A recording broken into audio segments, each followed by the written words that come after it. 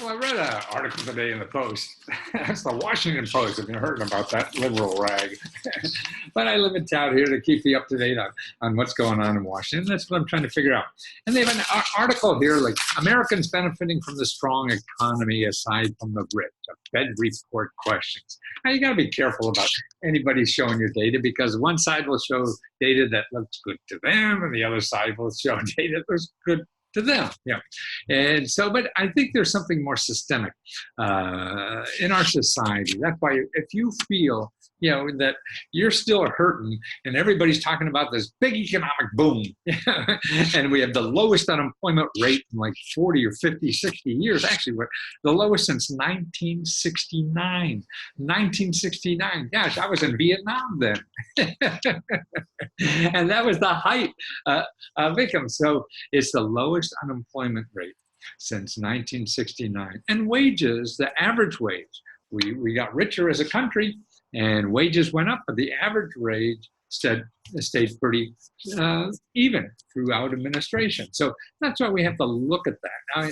I look for independent numbers. And this report, this article here, if you want to find it on Google about Americans benefiting, it's from data from the Federal Reserve report. Okay, now you want to call them biased?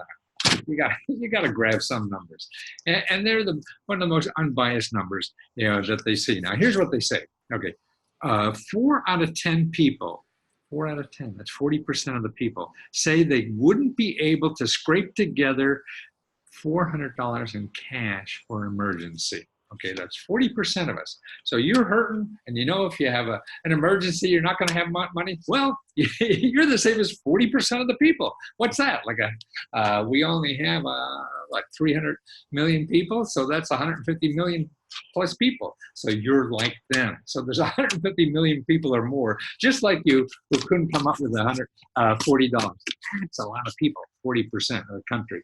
So we're getting richer. What about these 40%? They don't feel it. Okay, 17% adults said they would miss a payment on at least one bill during the month. Okay, so that means we have people living, 17% of them can't make all their bills. So we have 17% of the people out there. So if we have 300 and some thousand people, 10% is 30 million. So 17% is probably some 50, 60 million people who don't make enough money to pay all their bills. Okay, they're going to miss a payment. Okay, now here's another interesting thing. 6 out of 10 said losing their jobs would mean they couldn't cover 3 months of expenses, even if they took out a loan, sold their assets, or borrowed from friends and relatives. 60% will be screwed if they lose their job. Boy, that puts a lot of pressure on people, doesn't it? So if you're there and you have a job and they're making you do terrible things or illegal things or immoral things, man, if you lose your job, you're really screwed. You can't live for 3 months because that's about what it takes to find another job. So that's what they say the rule of thumb is. So if you don't have that, you're going to swallow that, and you're going to, take that, stress and put it internally, and that's going to pop up somewhere else, right? You got to come home and kick the dog or somebody else like that. So that's 60% of the people don't have that kind of security. Okay, here's another interesting fact. Now, this is recent data. This is from 2018.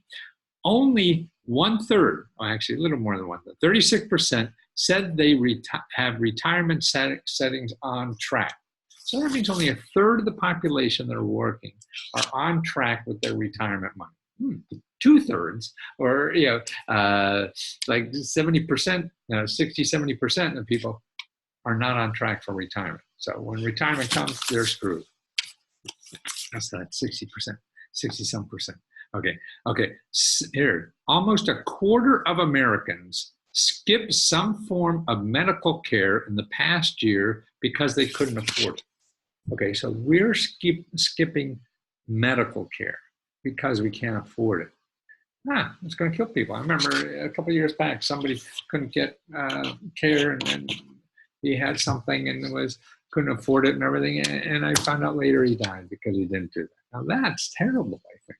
Well, we're the richest country in the world, and people are postponing care, and to keep them healthy, keep them productive. Man, if you don't have health, you can't contribute to society. You can't create jobs or make the country better in some way. That's a little disturbing. Boy, a quarter, 25% of the people are skipping healthcare because they can't afford it. Separately, 1 out of 5 face major unexpected medical bills. Okay, so that means we have 20% of the people are getting major unexpected bills. Wow. About 4 in 10 of those folks are still carrying the debt related to those bills. So 40% of those people got unexpected bills, are still trying to figure out how to pay those goddamn things, okay? I mean, that's health. You're not contributing in society. You're healthy, you're contributing to society. What are you contributing to? The health industrial complex, I guess, and the people you borrow money from, So I think that's why there's more systemic things. Now, what I'm trying to do in my work is show people alternatives. You don't have money to meet these kinds of things. 40% don't have an extra, $400. Well, when I did their programs, there's emergency money. Call your county government and talk about the emergency funds to see if you're eligible for that. Every county has them, and there's other nonprofits and things like that that have emergency money. And that's what I'm trying to teach people about those sources. If you go on Google and you talk about emergency money, you're just going to find people want to, there's the loan sharks and the payday loan people, and you're paying 500% interest rate, on some money to solve a problem. I want to show you the alternatives to that, because these alternatives don't advertise. Okay, the people who 6 in 10 losing their jobs. Okay, well here, I want to show you ways to make extra income while you're looking for a job. That's very easy. I have a free. There's a report out in San Francisco that has free training on how to make money almost overnight or within a few days by just learning that technique. That the city of San Francisco, the government, has a free course that takes you step by step how to use the gig economy, to make money, and none of these things cost you any money. And then also, I'm trying to show people, okay, you lose one job. There are programs. There's 3 or 4 extra programs to earn income, from government sources while you don't have money. So know that. Or also training programs that pay you while you're learning a new career, so you don't have to worry about losing it again. So these kind of programs, but none of these are advertised, and you can't find them. And that's what I'm trying to do, is educate people about these other options. Now, maybe not right for you, but it's something to see if it is. You don't know until you look at it. Okay, then go. And somebody wrote me today, well, I bet, because I was talking about a program, but they give you like a full year's rent to move to another city. And then somebody wrote me and said, yeah, if you moved in the middle of Utah or something. Well, I don't, it's not true about this program, but still, even if it does, you have a, you should look at it anyway. You could say no, but assuming it's all bad is just stupid to me, because nothing is all bad, nothing is all good either. So you have to look at each thing individually and decide yourself. Don't trust me. Don't trust the person who had a bad experience with it. All blonde girls are stupid. So you date one that's stupid. Doesn't mean they're all stupid, does it? So that's what you have to do. You make your own decision. Look at the source, because particularly what I'm trying to do, every source I show you costs nothing. They give money. So that's why you can't find them. These are people that give you money, not pay you money. Okay, now here on healthcare, retirement. Okay, see, this is it. So only a third have a retirement program. What I have in Lesko Health is a way to retire in 3 years. And that's really creating income out of something you love doing. See, that way you can do it for the rest of your life. Look, I'm 76 years old. I should have retired 20 years ago, right? No, I love doing this. This gives me energy and everything. So I'm going to show other people how to do that. And you can. You can start doing that part-time or whatever. That, to me, is the best retirement plan. Finding something that's going to generate income for you forever. And you have control of it. Not Wall Street or somebody, or investment advisor or whatever. They're the people that crashed Wall Street before. So you want to contribute to society. Do that for the rest of your life. Earn income doing that. That's what I'm trying to show people to do. And all that you could do for no money. So that's what's cool. Okay, almost a quarter American skip some form of medical insurance. Every program. See, I mean, before Obamacare came in, there was even data that I was trying to tell people, like a third of the people who don't have insurance are covered by an existing program already, but they don't know. And that's what I do. You know, on Lesko Health, you need health insurance, you need health care or dental care or even pet care. I show you all the free and discounted places, you know, where you live in your state, because it's different everywhere. I can't give you just one phone number or website. That's the problem there. And then you have bills. Now, when I do it, I show people nonprofit organizations that fight those bills for you. I mean, you know, you just accept the bill and you don't know what the hell. No, there's ways not to do that. All your debt and things like that. There's ways to get those down, and not by, you know, putting on a mask and getting a gun or something like that. No, there's legitimate ways, and it's learning the system. But more importantly, it's also finding experts in the system that get grants to help you do that. They're getting paid to help you for free. But you don't know that because you go to Google or somewhere, and all you'll find are people who want to get money from you to help you. I'm sure if you have money and want to do that, fine. But I want people to know there are options. There are people who fight those medical bills, fight those credit card bills, whatever, and show you alternative ways to do that and get that debt monkey off your back. You know?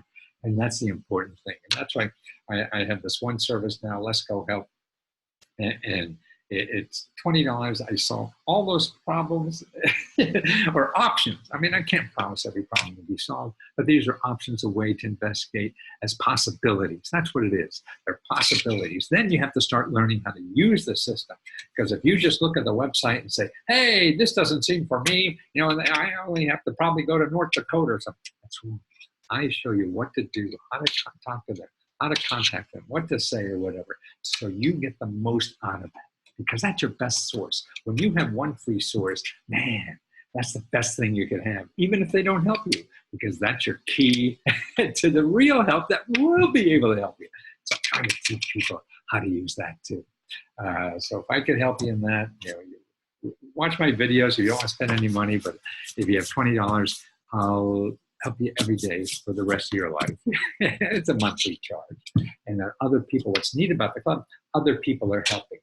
They show you a fellow needed $5,000 worth of dental work done.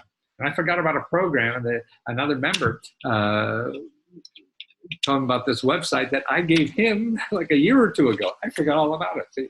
So we're helping each other too, in something like that. And that's what's fun to see, because it's the power. We all have power. We have to use it. But we have to be involved. We have to try. You know, if you're not trying, nothing's going to happen. You could bitch and moan for the rest of your life and die doing that, but that's no fun, is it?